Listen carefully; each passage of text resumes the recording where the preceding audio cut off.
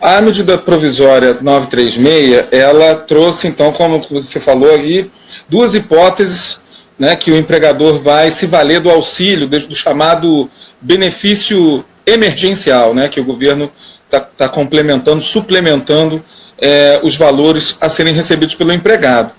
A suspensão do contrato e a redução da jornada e do salário. Me parece que assim, o ponto que acho que até decorre do primeiro assunto que a gente estava falando, da força maior, é que uma vez que aquela redução de salário trazido lá pelo 503 da CLT não foi recepcionado pela Constituição, né, temos agora uma nova hipótese de redução de salário. Nesse caso, o grande problema vem no artigo 12, né, que traz a possibilidade do ajuste bilateral, do acordo entre o empregado e o empregador, sem a interveniência sindical, desafiar o texto da Constituição, o mesmo dispositivo que não recepcionou o 503, ou seja, a necessidade de negociação coletiva. Para redução de salário e de jornada, seriam necessários, então, ou o acordo coletivo ou a convenção coletiva de trabalho. E isso é que tem trazido bastante polêmica, me parece. Né? Muitas pessoas aí vêm dizendo que isso confrontaria diretamente com a Constituição, não seria possível. Né? Fala-se até de um abrandamento do processo de negociação coletiva. A própria MP 936 traz a redução dos prazos, né, do 617, da comunicação para a empresa, da comunicação para a sociedade civil, enfim, das assembleias serem mais abreviadas. Né? Inclusive, fala-se de 2 assembleias, não haveria necessidade, o sindicato poderia reduzir para 1 assembleia, poderia se valer de meios eletrônicos, telemáticos, enfim, para dar conta disso. Agora, prescindir completamente numa hipótese em que em todos os cenários de redução, seja aqueles apresentados pela lei, seja quaisquer outros negociados, a lei apresenta 3 possibilidades principais: uma redução de 25%, uma redução de 50% do salário e, consequentemente, da jornada, e uma redução de 70% do salário e 70% da jornada. Nesses 3 casos, haveria a suplementação dessa redução por esse benefício que tem como base o seguro-desemprego, a parcela do seguro-desemprego. Ora, a parcela do seguro-desemprego ela já é menor do que o salário do empregado. Então, em todos os cenários, o empregado perde. O empregado está colocando nas costas, sobre os seus ombros, aí, uma boa parte do custo dessa pandemia, né, da recuperação, da manutenção da economia em virtude da pandemia, dessa tragédia sanitária. Então, me parece aqui que, enfim, temos aí um prejuízo, a princípio, do empregado, que esbarra com esse dispositivo constitucional. Não sei se você acha que é inconstitucional essa redução sem a anuência, sem a negociação coletiva. O que você acha? Aonde é o questionamento? Como está se permitindo fazer a negociação individual para reduzir salário e jornada quando a gente tem previsões no artigo 7º, por exemplo, inciso 6 da Constituição, que diz que demanda, né, irredutibilidade do salário, salvo por acordo ou convenção coletiva.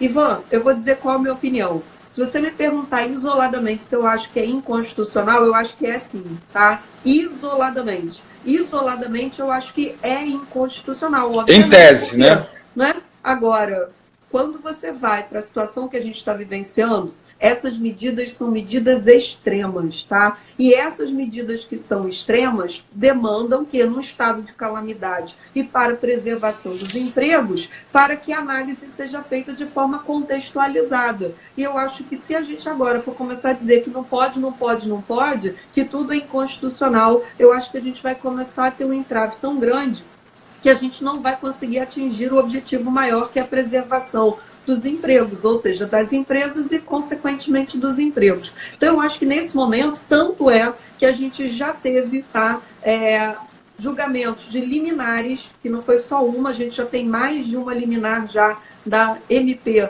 927, já tem também mais de uma ação direta de inconstitucionalidade, perdão, da MP 927, na 928 também já tem ação direta de inconstitucionalidade. E essas medidas provisórias, que essas ADINs, melhor dizendo, né, essas ações diretas de inconstitucionalidade que foram em face da MP 927, o ministro Marco Aurélio, que foi o relator, e ele já julgou, já indeferiu as liminares que foram, né, suscitadas nessas ações diretas de inconstitucionalidade, dizendo que ele já afastou, dizendo esse momento é um momento peculiar. Então, eu não vou ver agora, não vou declarar logo liminarmente, né, dizendo que é inconstitucional. Ele jogou isso para o colegiado apreciar, mas ele já disse logo. E isso vem demonstrando que eu acho que vai ser o entendimento no sentido de não ter uma inconstitucionalidade. Eu vou ser bem sincera, tá? Eu acho que isoladamente existe, obviamente, uma violação, mas no contexto, acho que a interpretação tende para isso, tá? Então, estou só falando no sentido que eu acho que vai acontecer, nem sei se efetivamente é a sua opinião também quanto a esse ponto.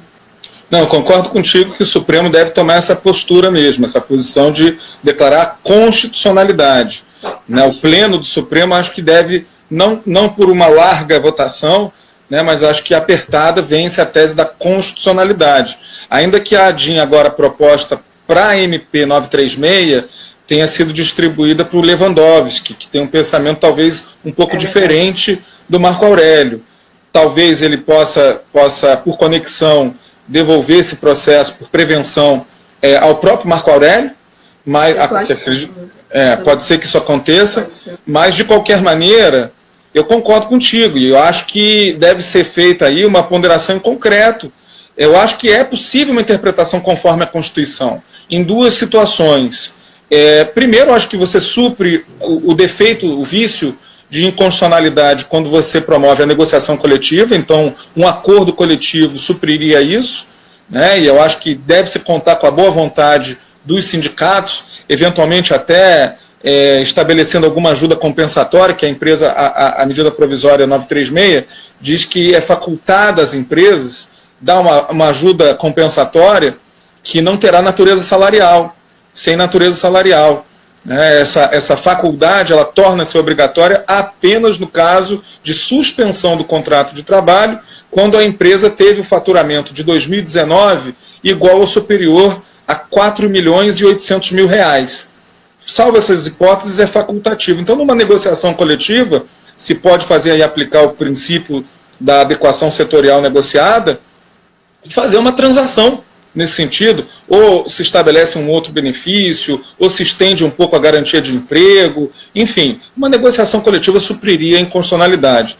A outra possibilidade é que mesmo no ajuste individual, quando essa suplementação, seja pela via de uma ajuda compensatória ou por qualquer outra, alcança o salário nominal do empregado.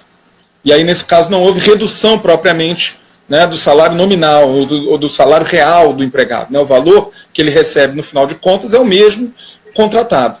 Então, nessas duas situações, então você vê, é uma série de possibilidades que se abrem no dia a dia, no caso concreto, no dia a dia, porque vai depender da realidade da empresa. A gente falou ali da força maior, é o caso de muitas empresas estão quebrando, e aí muitos empregados estão sendo mandados embora. Então, cada empresa tem sua situação.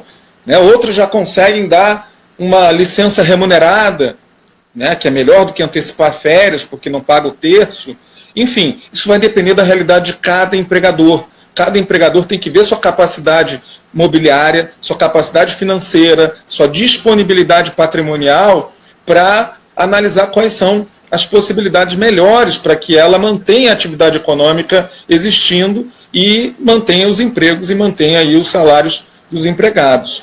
Então, assim, é possível, eu reconheço que seja possível, em algumas situações, fazer uma interpretação conforme. Agora, em tese, em abstrato, é muito difícil que um dispositivo normativo prescinda e desvalorize a Constituição dessa forma. E não é só o 7º, 6º da Constituição que está sendo aviltado, é o próprio 7º, 26 da Constituição que traz a necessidade de valorização da negociação coletiva.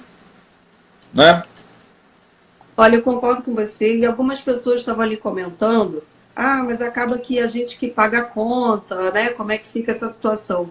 Eu digo o seguinte, no momento como estamos, a gente vai ter sempre, assim, as empresas vão passar por dificuldades, os empregados também. Então, por isso que a interpretação do direito do trabalho, eu acho que demanda um olhar diferenciado nesse momento. Igual a gente está falando, isoladamente, de uma forma assim, né, pura e simplesmente isolada desse momento, claro que a gente vai falar que é inconstitucional você pensar em redutibilidade, né, reduzir salário sem ter a intervenção sindical. Mas o que eu posso dizer, tá? Algumas pessoas olham com um aspecto mais prático e eu digo o seguinte, se me perguntar, for meu cliente, eu falo o seguinte, olha, tenta fazer pela via coletiva, como a gente está dizendo, porque se você fizer pela via coletiva, você foge dessas controvérsias que a gente está vivenciando. Mas a medida provisória diz que pode ser, né, feita pela via individual. Eu sei, se ela fala lá que pode, tem tudo que pode, mas o que vai acontecer? Será que a gente vai ter uma declaração pelo STF da inconstitucionalidade desse dispositivo ou não?